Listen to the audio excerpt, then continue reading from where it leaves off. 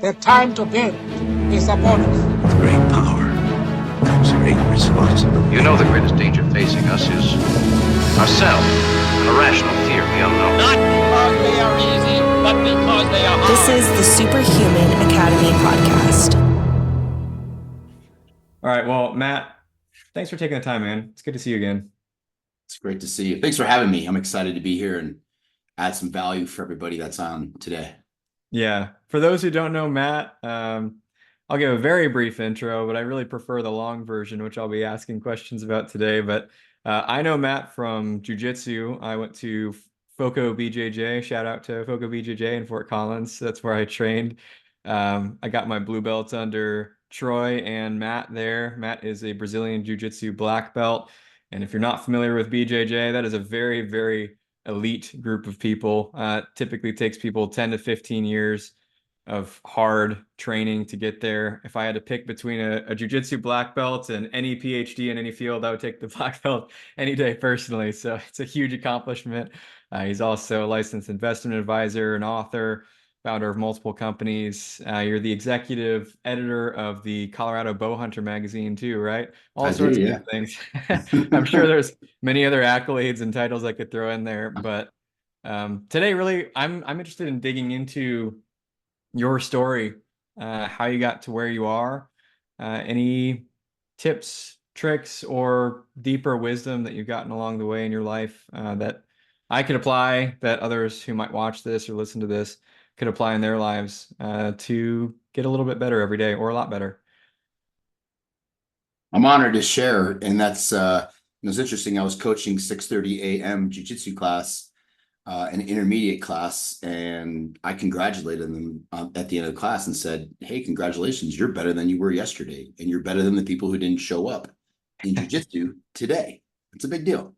Yeah, I remember you saying that. It felt good. It's a good reminder, even on the days when it felt like I just sucked. It was like, yeah, you know what? It would have sucked worse if I'd stayed on the couch today. So good to show up. Well, I have kind of a list of questions floating in my head, but we'll just kind of see where the conversation goes. I'm interested in just hearing without too much framing, like if you were to share your story, what are kind of like the key, what's the highlight reel of Matt Jackson's life? Ooh.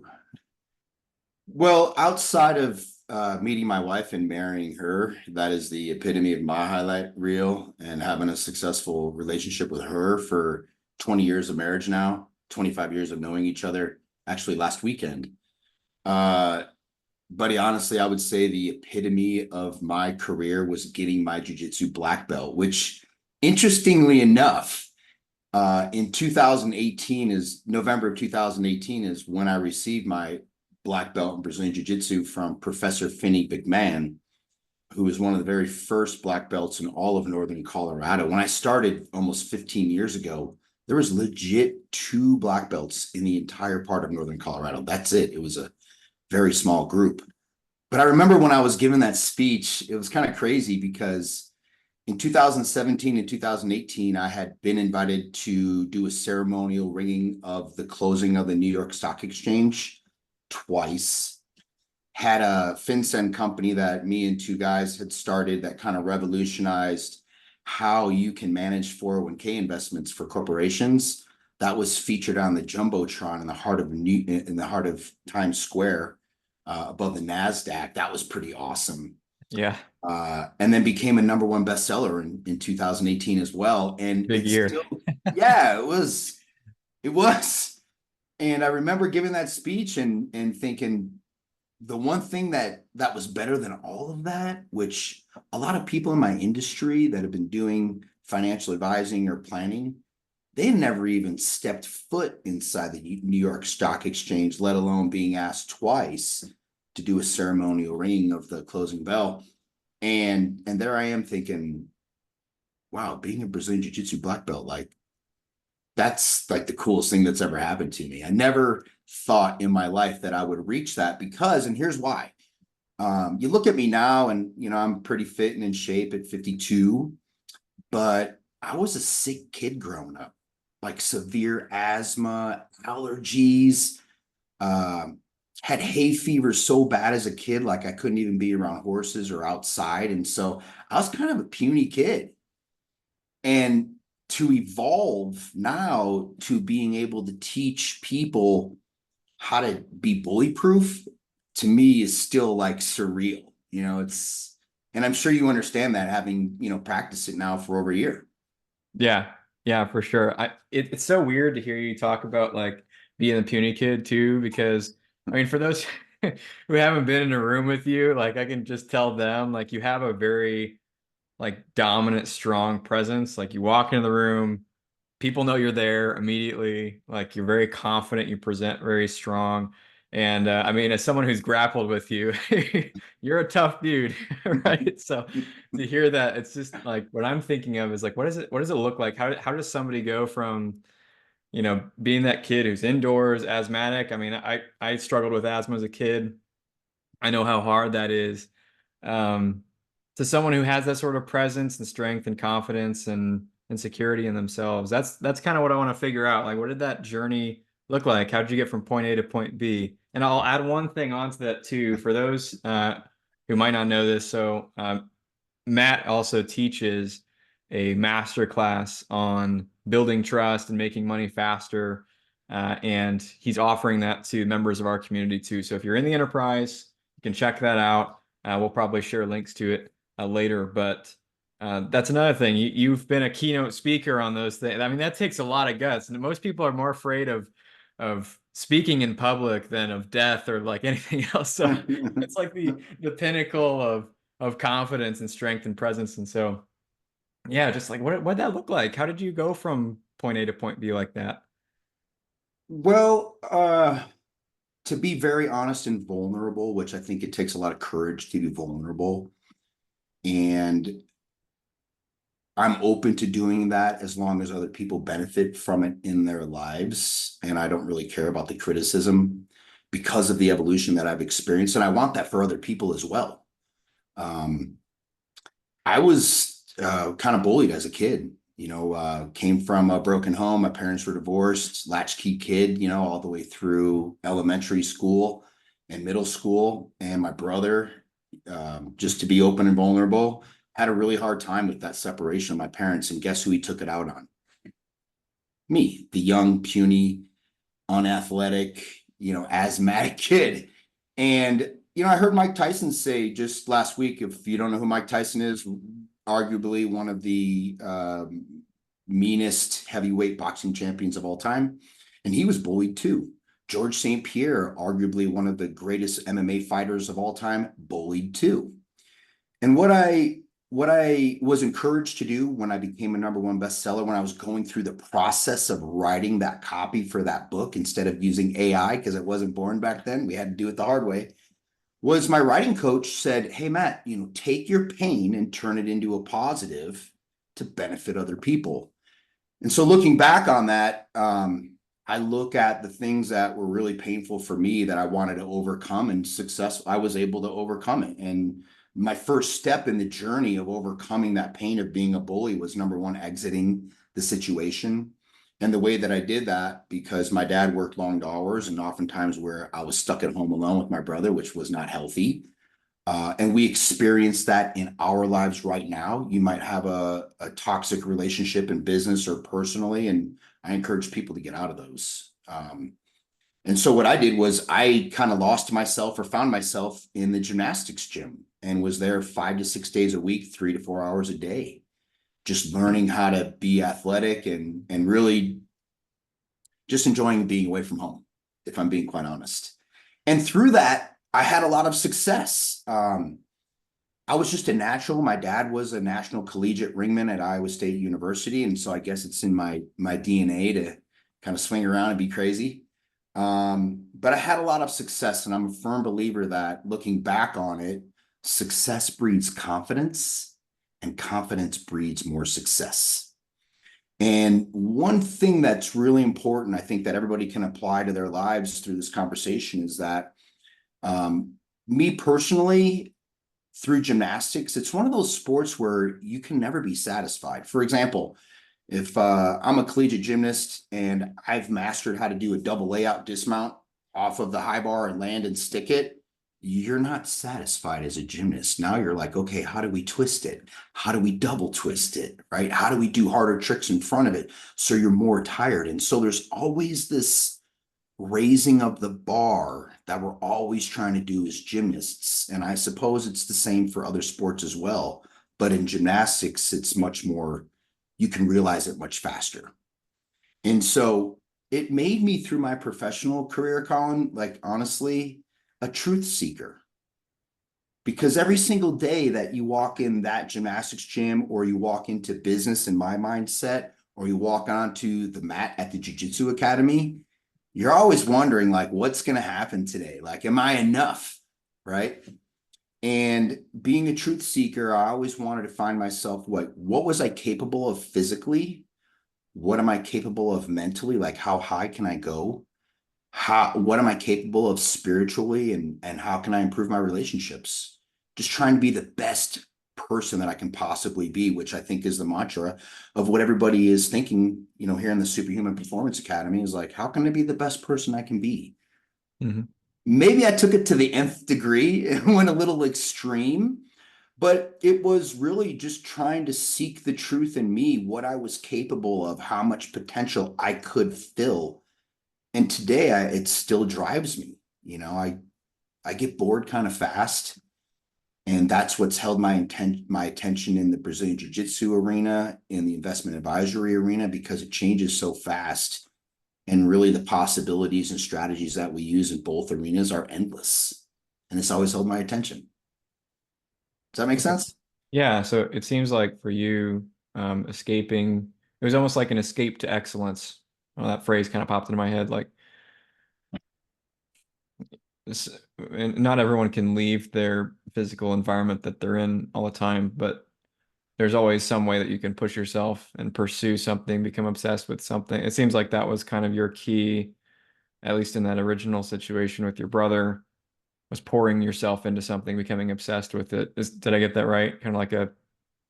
And I would add to that, having looked back on it, and what I tell our jiu-jitsu athletes is, if you're suffering from depression or anxiety or troubles in your life, you know what can help you overcome or endure that pain that you're dealing with, as you said brilliantly, and that not everybody can physically leave difficult situations.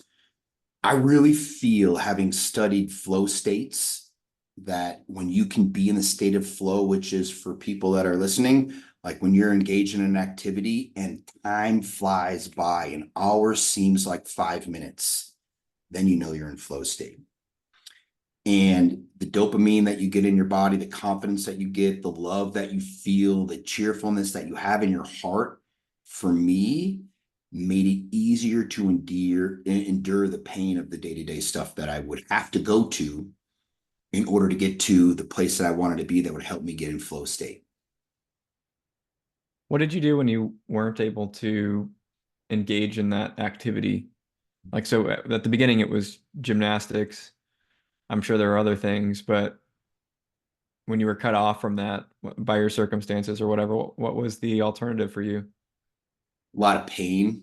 Like, I dealt with the loss of being in a gymnastics gym with my teammates and the music and the daily struggle, like a lot of athletes that get out of college and they find themselves for the first time not going to the gym every day, or to the field every day, or to the court every day, literally lost. And it made me a grumpy person. I didn't understand it, because here I was, this young man, always happy with a big smile on my face, because I didn't realize at the time, I do now, but I didn't realize at the time the value of being in flow. So I took it for granted. You know, I'd often say, I've never been addicted to drugs or alcohol, but I was addicted to adrenaline.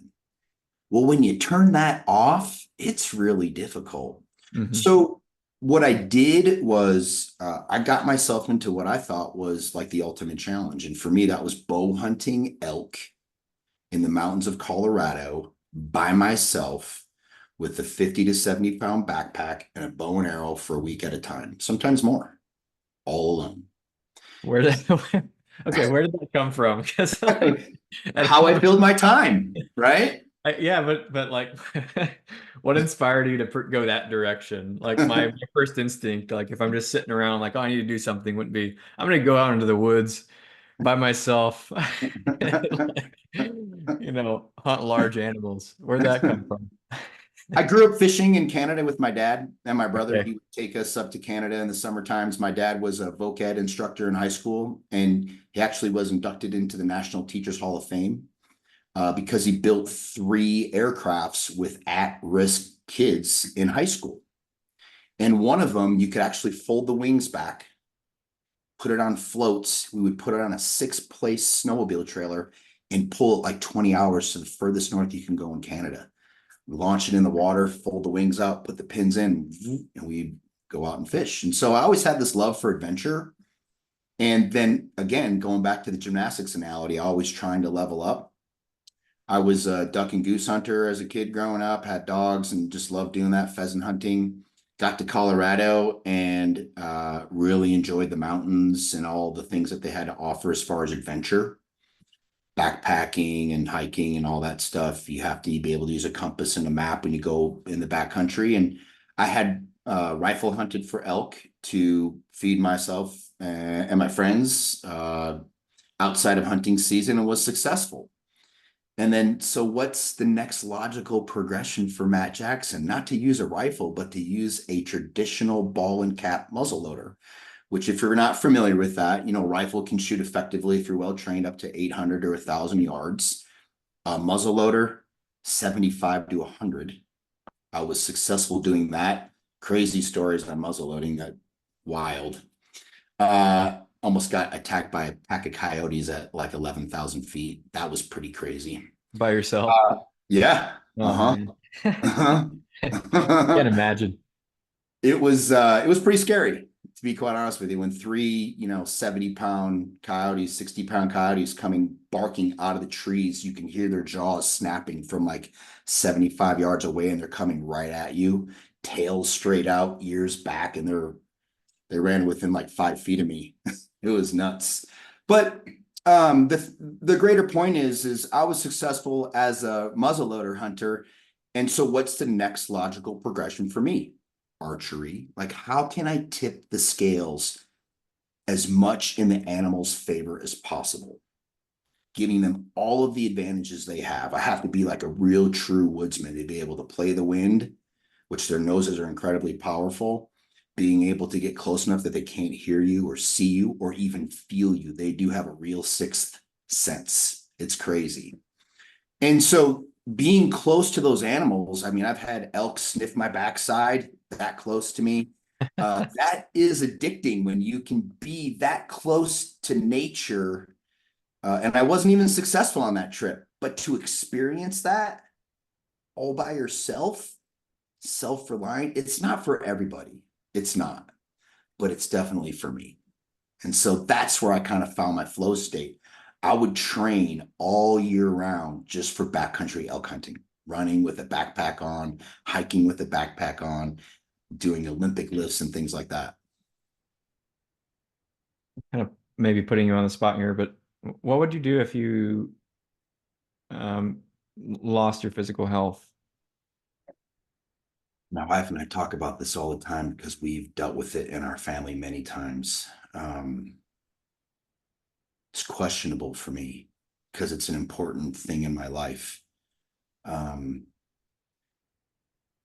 Really being honest about it with you and everybody here, I honestly would say that for the first time, I don't know, which is tough for me to say because I'm a pretty make a decision and go for it kind of guy. And as much as I would say I would never want to live paralyzed or without my physical attributes, I know through being a truth seeker and always searching for the best ways to level up that I could still offer value to the world just through what I've learned, and I don't have to be physical. I could sit on the jiu-jitsu match. I'm very proud of you. You did your first jiu-jitsu tournament when you're in Colorado, and I couldn't be on the mat, like moving your hands around. But what did I do with you? Hey, Colin, take your right hand, put it on his right knee, push it to the ground, right? Move your hips to the right, grab his collar. Like, I can still coach without having to be physical. And so I would really have to think about it hard. Like, how would I honestly be able to find value or give value to the world still in that state? Yeah. Yeah, I Like, appreciate the honesty because one thing that I've been wrestling with, like for people who um, are really naturally driven and they just like they're always looking for the next thing, you can give them basically anything and they'll find a way to turn it into an advantage, an asset, and improve themselves with it. Like you give them a hard situation, they see it as an opportunity to grow. You give them an easy situation, they maximize the benefits of it. Um, but where I've struggled is like, how do you help people who uh, are highly disadvantaged and don't have that mentality? And as someone who's worked as a coach before, I've struggled with this. I've had clients who I'm like, okay, I know from the first time I talk to them, they're going to be successful kind of regardless of what I do. I'm almost just there to like be a sounding board more than anything else. Um, but then I've had others where it's like, this person needs something is missing. They need it. I don't necessarily know what it is. They don't know what it is. And it's like, I hope we find it. yeah, So I hope this like comes up. So do you have insights there? Do you feel like you've yeah, okay, pretty I'd love to hear that. significant. The reason why I feel confident in sharing this is because, I get this all the time. You let off in your intro, Matt walks in the room and he has this presence and this confidence and things like that. And I don't want to be known as a tough guy or a cocky person. I want to be known as a kind, intelligent person. Period. End of story. Kind and intelligent. And I've gone through a lot of pain in my life, including losing an adopted daughter. Very long, drawn out, horrible process. My wife and I did 17 funerals in 13 years of all close family, like back to back to back to back severe health problems. And so no one would ever guess that I've been through that adversity in my life. And it was awful and it was hard. And some days it was crushing, honestly. But what it made me into was a very compassionate, understanding, loving person. Because if you've experienced pain in your life where it's soul crushing and you don't know what to do, but just wake up every day and just try to do something better the very next day, if you've never been through that in your life, it's hard to understand when people are confused or lost in their own lives. And because I've gone through that pain, it's awful.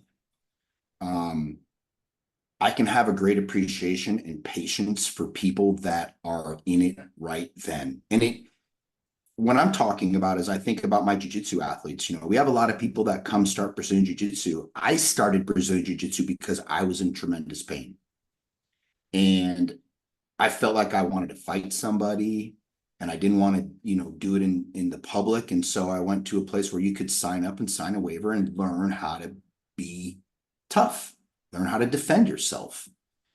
And, honestly, we have people that come into our academy that are either recovering from hard drugs or abuse or bullying, or they're just lost and they're looking for something, but they don't know what it is. And so what I do with those people, honestly, is I give them a lot of compassion and a lot of understanding, but I also give them an honest feedback. Like, if you can see it in their heart that they're really trying to be better, but they're self-sabotaging or taking the easy way out because they think they can shortcut, I do have the courage to tell them, like, my friend, I love you, but that's not how you get healthy. Like, you have to do these things, and these things, because if you keep avoiding, you're never going to solve the problem. So I just think a lot of compassion and understanding and not being so quick to judge is the first ingredient. The second is most of us really, in my opinion, we want connection. So what's so powerful about jiu-jitsu is like, if you're self-isolated at home because you're working as a remote worker, maybe you're suffering from a breakup in your life, lack of connection leads to depression and anxiety. Like, we are human beings. We need to touch people. And I roll with straight people, gay people, trans people. I don't care. Like, if you're there, I love you. And you're there for a reason to be better. And I'm there to support it because we all have gifts to give to the world. And so I think that love that I really have for people, but the patience to not be judgmental, the courage to tell them the truth, and then compassion and empathy is kind of like my ingredients. And then, you know, some people would say, well, you've accomplished so much. Well, yeah, if I can inspire people through my actions, that's a beautiful thing. And you can find inspiration anywhere and everywhere if you look hard enough.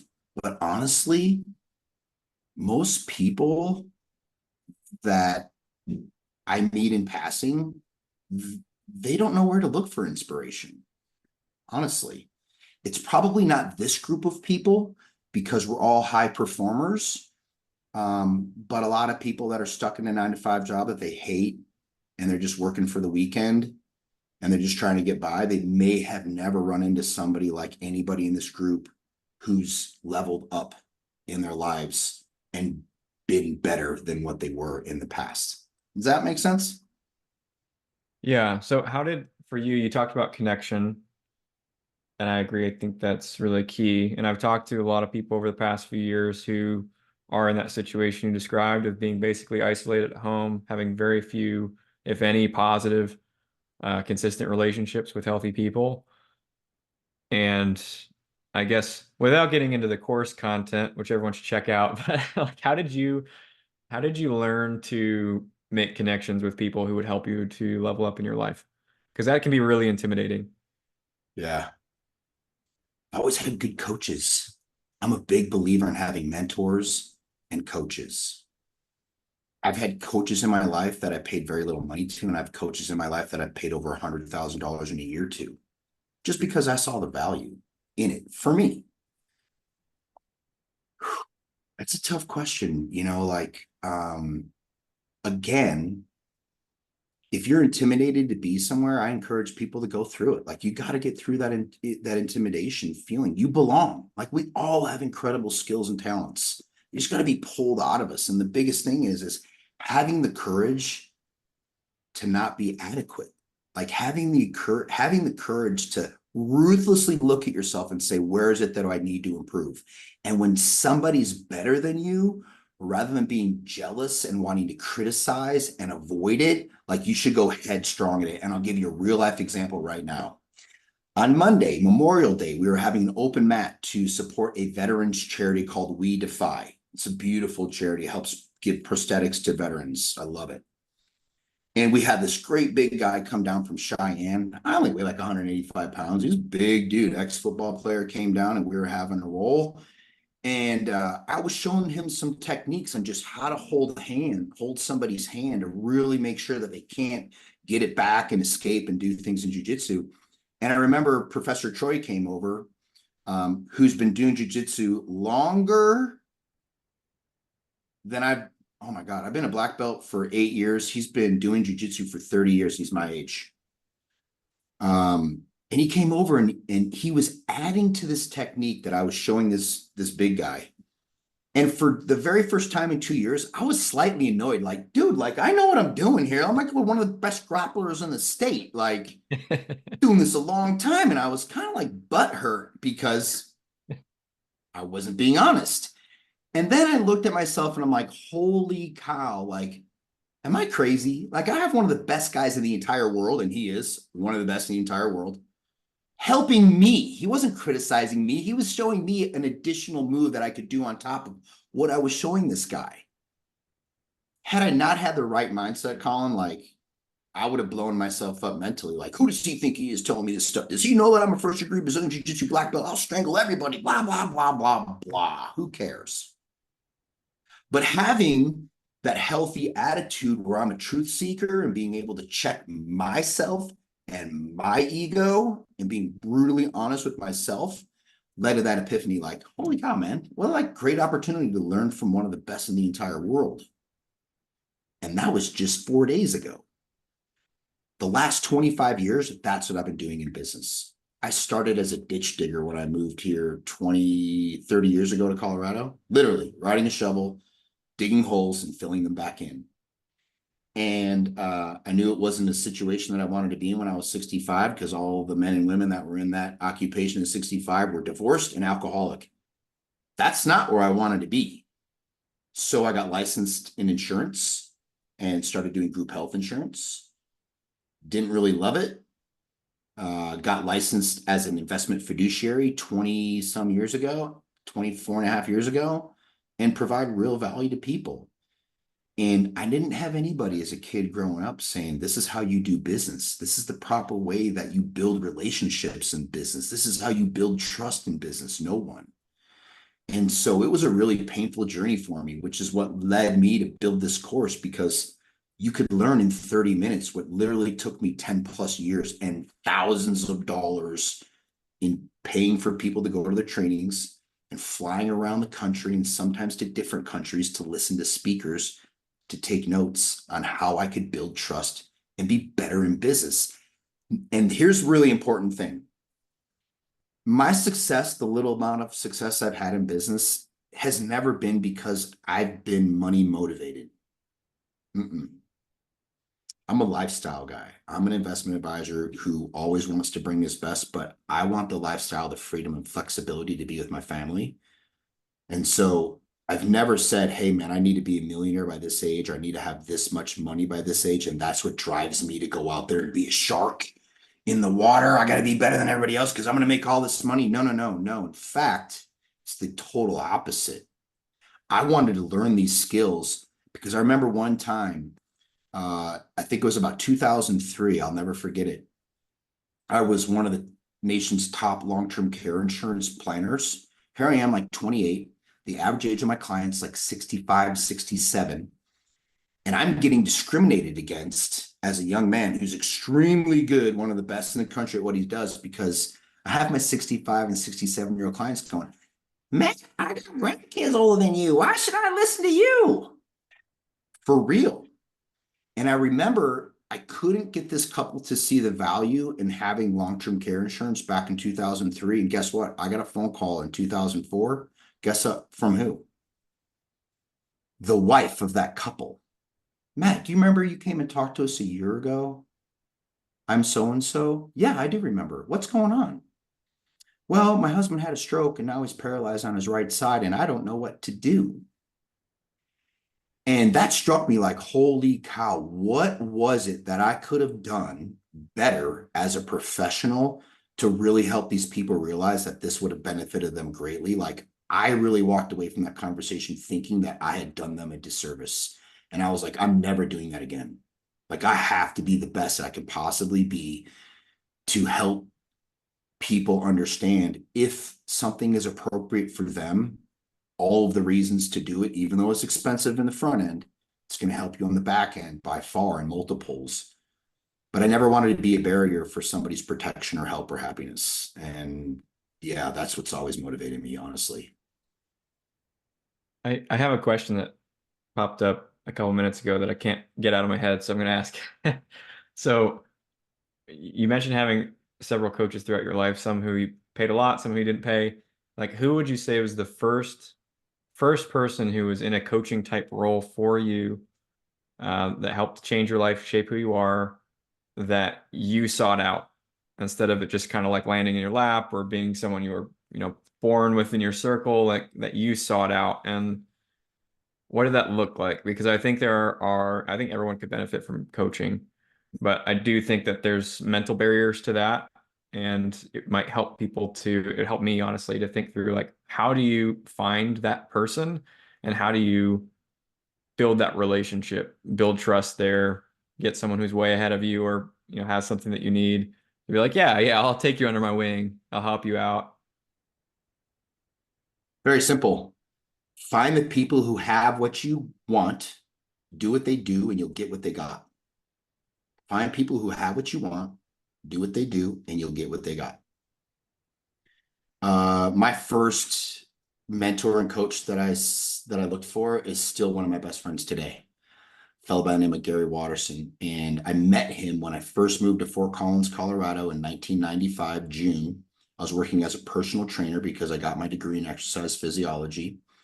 And he was just working out there. And so I would offer to spot him and give him technique help. And I would introduce him to other members in the gym. And I'll never forget, Gary is one of those guys, super humble, very committed father and successful business person. Started as a dairy farmer and rancher in El Paso, Texas. Moved to Fort Collins a couple years before me and started a very successful real estate career. In fact, built him and his father-in-law were one of two people that kind of built a neighboring town in Fort Collins. Uber successful. And I always cultivated the relationship, Colin, in a way that we would be friends.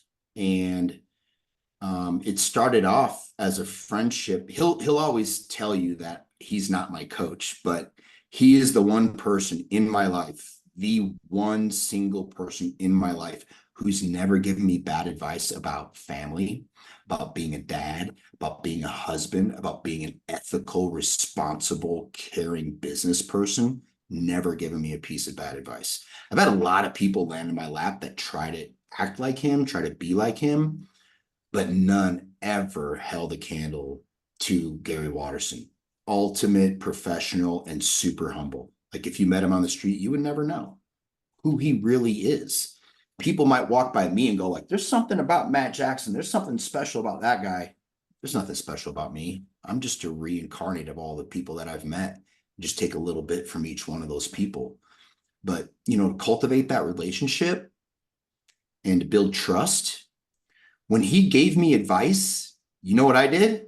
I listened and I did it.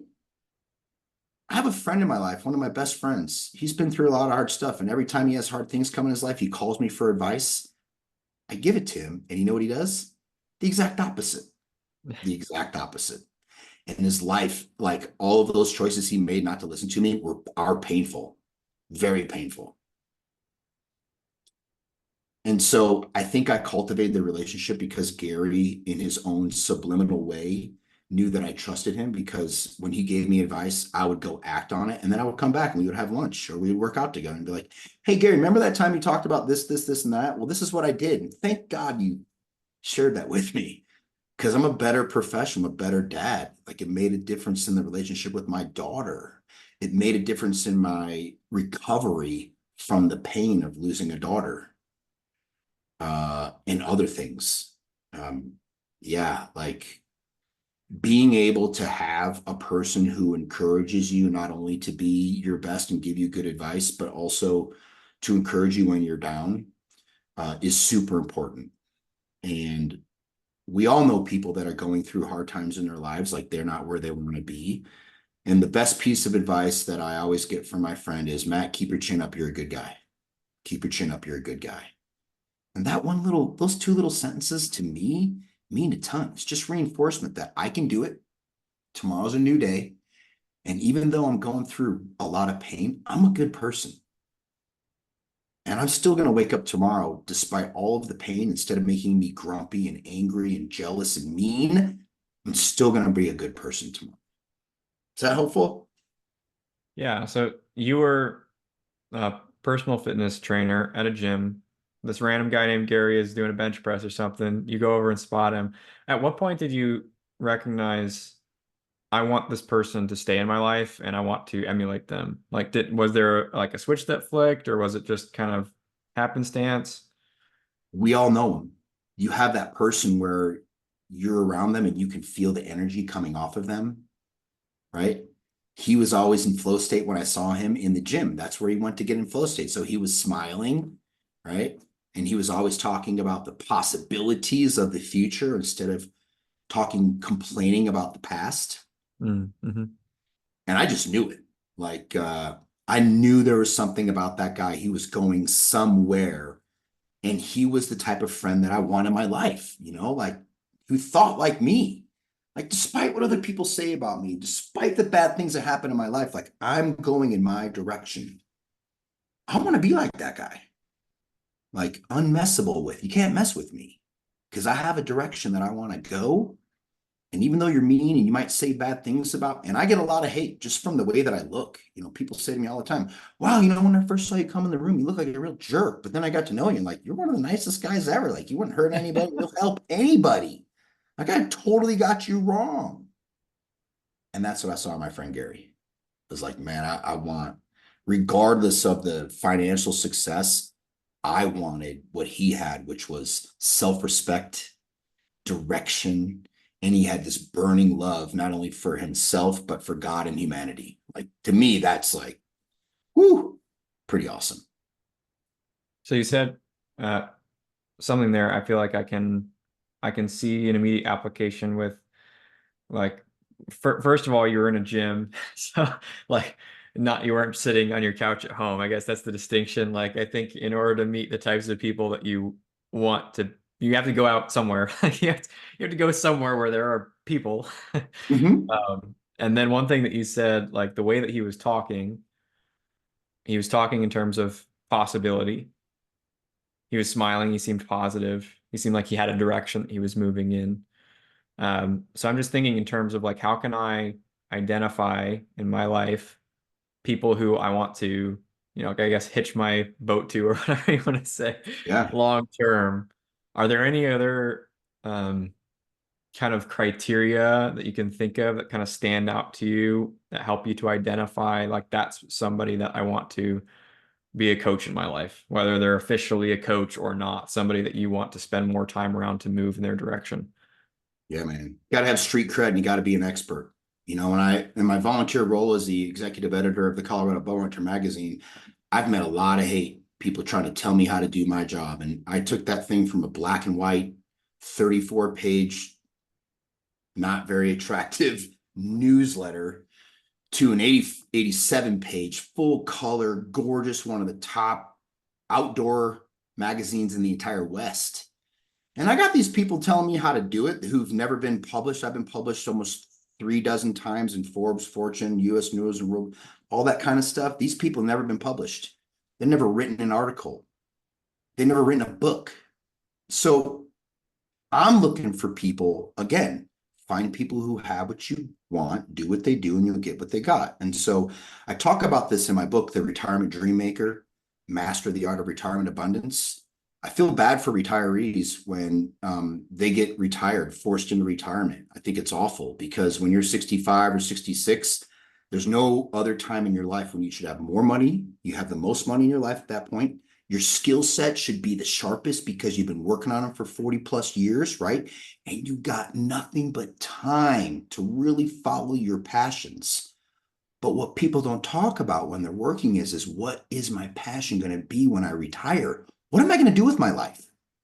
So the way that retirement typically works is people retire. Oh, hey, I did it. I'm on the retirement honeymoon. That can last 3 months. It can last 12 months. But when it wears off, I've had neurosurgeons tell me, hey, Matt, I hate retirement. Why, Dr. So-and-so? Well, before my hospital forced me into retirement at 65, I was saving lives. Like I had value. I was helping people. Now all I have to look forward to is scotch on Tuesdays with my buddies and golf on Thursdays. How lame. Well, what's more lame to me is like, why aren't you dreaming on what you can do with your life? You have those three pillars that you can go do anything you want to do. And so the point of this long-winded explanation is, how do you find experts in your area? Go do the things that you're passionate about. And if you don't know what gets your motor running, if you don't know what gets you in a flow state, go start trying things. Go rollerblade, go hike, go kayak, go get in a group of people. Then find the expert and talk to them. The biggest reason that I wanted to get involved in the Bowhunters Association is I'm not this great bow hunter. I love to be outside. But I saw it as a way that if I gave to the community as a volunteer and gave my skills as an expert copywriter and an editor, having been published in the past, that maybe I could win the favor of some of the best bow hunters in the world and learn from them. And guess what? I did. Because I donated my time at the highest level for free, never asked for anything. In fact, if you look in the magazine, my picture is the back of my head. It's me from the side like this. You can't see my face. Why did I intentionally do that? because I want people to know that I have a true altruistic reason for donating my time. And then I started to attract, guess what? Some of the best bow hunters in the world that I would never get to talk to ever if they saw me on the street. And so maybe people that are listening to this call or are on the live stream, I'm sorry, can do that in their own lives. You've got your own talent that you can offer to the world, whether it's kindness or a skill. You have talents to offer. Go give them and find the people that are the experts in that area that also are experts in other areas of your life, right? Because we all see them, especially in the investment advisory world. I go to these investment advisory conferences and I honestly am very uncomfortable. It's nothing but like, who's the coolest, who's got the best car, who's got the biggest house and the nicest watch and blah, blah, blah, blah, blah. But I go to other masterminds and I'm surrounded by millionaires who are in t-shirts and jeans. Why do I go to those masterminds? Well, because they're millionaires and I want to see what they're doing so I can apply it to my life. But more importantly, they're really good people. They're nice. They're entrepreneurs who understand that success is a lot more than just making money. It's about helping people and using your talents in the world to better other people's lives. To me, that's important. To other people, probably not so much, which is one of the reasons I made the course. I could have learned all those things I did in my life and just applied them to myself. But I thought, you know what? I think back to that experience of that family that I didn't help in long-term care insurance that now, looking back on it, severely hurt financially because I wasn't a strong enough professional to help them see the light.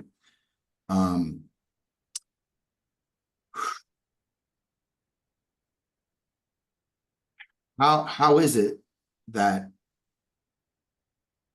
I can, with my talent, help other people achieve some level of success that I've had, right? And it's real. Like when I turned the course that I made into a course from a speech that I gave at a huge 401k conference, one of the biggest ones in the country. And it was just a way that I could give back to the 401k industry to help the advisors in the 401k industry close more sales in the boardroom. Because I had heard from advisors all over the country. Yeah, I made it to the final presentation. Did you get it? No. Why not? I don't know. Well, let's talk about it. And then talking about it, I'm like, oh my God, you're wearing the wrong colors. You were saying the wrong things. You had the wrong body language. Like you were losing the second you walked in the door, my friend, you'd already lost. And so I thought, wow, like, how can I make the industry better? Well, that's by teaching people how to avoid unintentionally self-sabotaging themselves. And the proof in the pudding was a week and a half later, had a fellow from the East Coast call me up and say, hey, man, I used all those techniques that you taught us on stage and I closed a $15 million case and it was the easiest thing I'd ever done in my 15-year career. Like, way to go, dude. Awesome. I hope that happens more often. Just giving back. How did you learn, like, because what you teach and, like, shameless plug again for Matt's course. It's really good. I've been through it. It's really good. Yeah. So you teach kind of like these subliminal skills, basically ways that you can send subliminal messages to people, not in sketchy ways, but just like to build trust quickly. And I think of these as like, they're just things like if you're not doing them, you're sabotaging yourself, like you said. So it's not like they're gonna magically trick people into doing whatever you want necessarily, but it's like if you're not doing them, you're holding yourself back from things that you could do. How did you learn those things? They're not obviously they're not super well known, or else you wouldn't be getting calls like that. So how did you learn all those things? The financial services industry and the personal growth and development industry are really good about talking about leveling up. And so, like I said, like I traveled for more than 10 plus years, going to different conferences, paying different, experts in their field to learn what they had to say and then aggregate all that stuff and apply it in my own life. But the financial services world, being having success and being invited to producer conferences. One thing about our industry is like when you rise to a certain level and you're helping a certain amount of people every year and benefiting the world, like guess what?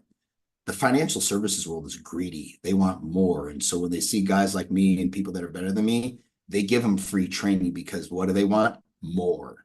And we're happy to take it because we're going to get it for free. They'll fly us to a really cool location, have a great weekend vacation, and then you're going to do 2 hours of training and you're going to learn from the best of the best people.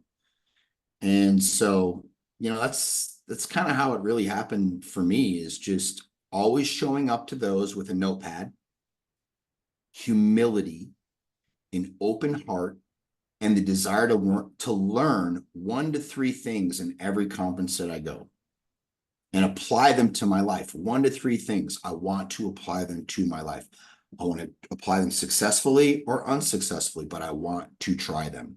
What I designed in the course were the ones that I thought were most successful and had the most impact in my success in my life. But yeah, they are closely guarded secrets. And I would liken it to this. Think to yourself, like if you're ever walking into a room by yourself and you have a really good vibe and you walk in the room and all of a sudden you're like, something's not right here. The energy's off a little bit. Has that ever happened to you? Yeah, for sure. Your gut kind of, ooh, something's not up. And sometimes you ignore it and you walk in sometimes, and other times you're like, oh, I'm out of here.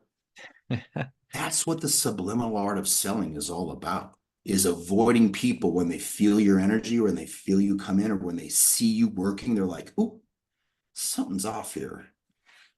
And that one pin drop of doubt is often enough for people to say, nope. And we talk about it all the time in the insurance and financial services world. The fastest way to get people to say no is give them 1 ounce of confusion or doubt. They'll never say no. They'll never say yes. Mm-hmm.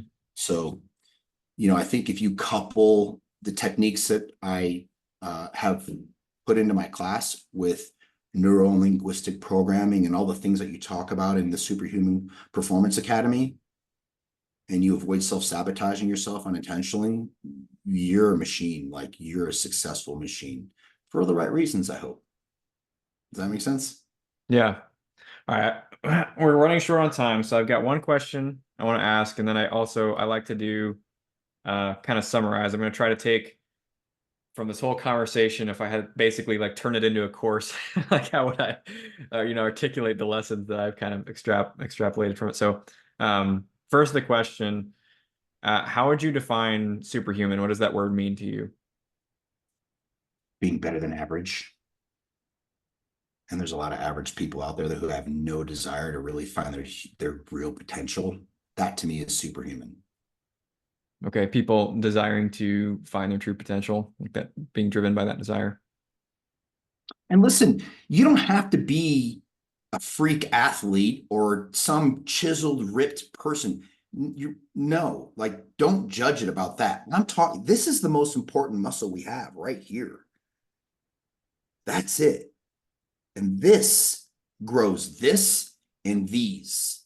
Does that make sense? Mm-hmm. So the desire for me to really be better than average and having the courage to step out of the comfort zone, that's superhuman. I don't have a comfort zone. Like when I'm just resting and I'm in a comfort zone and I'm not growing, you know what I'm like? What's going on, man? Like, I'm so comfortable being outside of my comfort zone. That's why when you were at our academy at FOCO BJJ, you often saw me, the biggest guy walks in the room, 6'4", 250 pounds. What does this guy do? Hey, dude, come on over here. Not because I think I'm like this tough, badass dude. It's because I'm stepping out of my comfort zone to see what I can handle. Mm-hmm. I'm a good enough grappler that I can take care of myself, but I'm challenging myself. It's comfortable for me to roll with a 185-pound dude. There's not a lot of guys that are black belts, so I'm often rolling with newer people to the sport. So I'm very comfortable, and just my knowledge of the 4D chest is superior, so I can take care of myself that way. But I get myself out of the comfort zone by, hey, big guys, come on over here, right? Trying to be superhuman. I like it. All right, I'm gonna do my best. I'm gonna kind of wind back through this conversation and pull out like the lessons that I've heard and see if I can string them into something coherent here. I'll put myself on the spot. So if I take us back to the beginning of the conversation, we were talking about, well, the first thing that kind of comes to mind for me is putting yourself in a situation. You're talking about, you had the bullying with your brother, taking yourself out of that situation if possible. But regardless, the term escape to excellence just came into my head. I don't know why, but that felt right. It's like, it's not just like running away from something. It's like running to something, like finding something that you can pour yourself into, become obsessed with, and just try to be better at that thing day after day, show up. And for you, it was gymnastics at the beginning, but it could be hypothetically anything. Like find something to try to be better at consistently and pour yourself into that, become obsessed. The other things I heard were, I think probably in that pursuit, you're going to be around other people and listen for the people who are speaking in terms of possibilities. They have a direction. They're happier, at least happier than you. They're where you want to be. And then build a relationship with that person, ask questions. Something that I think was a common theme through everything you said was being coachable, being humble, even if you know what you're talking about, even if you think you're the baddest person in the room, like be coachable still, be humble, 100%. be willing to listen to anybody. Mhm. Okay, so that was another piece I heard. Let's see, what else? I think kind of some of the things you said towards the end, like having the sense of the vibe check almost. Like you need to be aware of like how you're presenting to other people and like, are they turning away from you? When you talk to somebody, do you feel like distrust naturally arising there? Start to try to become aware of how you present and how others present to you. Because if we go back to the idea of connecting with experts or people who are going to help you to get to the next level, one, you need to be able to sense who those people are, but two, you also need to be able to interact with them where they're not just going to immediately turn and walk the other direction.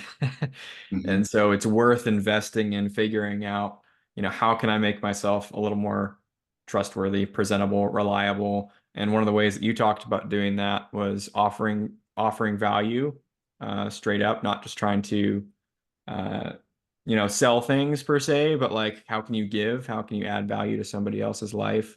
And you point out that everyone has something to add. If you don't know what that thing is, you don't know what you're passionate about, you need to get out and you need to try things, which is going to be probably uncomfortable. But to pull in a little bit of my background knowledge, like one of the only really, really well substantiated, evidenced things that work since the realm of psychology to make people better is go confront something that you're afraid of as much as you can to the maximum degree that you can. So I kind of heard that in what you were saying. What is one way I can push myself to do something and confront something I'm afraid of a little bit, or a lot of it, ideally, but a little bit. So try different things, find something you can pursue with excellence, get better at that thing, offer it to other people, build relationships with people that are moving in a direction that you want to go. That was a lot of what I captured, condensed down. Anything you'd add to that, or things that I kind of missed that you feel like were really critical about your story or the lessons you wanted to share today? I think the underlying thing that I would add to that we didn't really talk about directly, if you think about the beginning through the end of the conversation, was resilience. Being a resilient person is a superpower, because when you can endure the life beatdowns that will come your way and you have a high level of resilience, it allows you to wake up in the morning with not always a smile on your face, but at least an optimistic heart. Like, I'm going to beat it today. And then maybe you get to the end of the day and you didn't beat it. But if you have resilience, you can still wake up the next day and start all over. The Superhuman Academy podcast is hosted by Colin Jewett and designed and edited by Army Cinco, with original music by Joshua Schunig and voiceovers by Corey Page Schunig. That's me. You can find past episodes and resources, as well as access to the ever-growing Superhuman Academy community at superhumanacademy.com. If you like the show, don't forget to subscribe and leave us a review on your podcast platform of choice.